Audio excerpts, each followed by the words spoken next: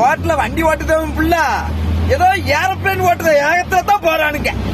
வண்டி ஒரு வண்டியாவது மெதுவா போக முடியாது. அப்படி இப்படியா ஒரு தேனிகளை விட பார்த்து தெரியாம இங்க பாருங்க. இப்பதான் விழுந்திருக்கு, கவுந்து கிடக்கு.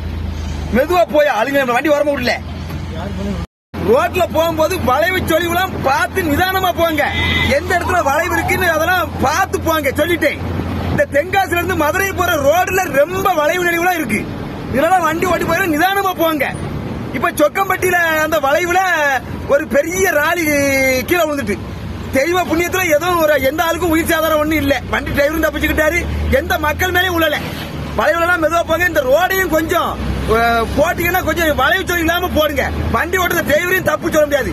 அதிகாரி கொஞ்சம் நடவடிக்கை இல்ல அதுல ஏதாவது ஒன்று வைங்க. வளைவு கடத்தலாம்.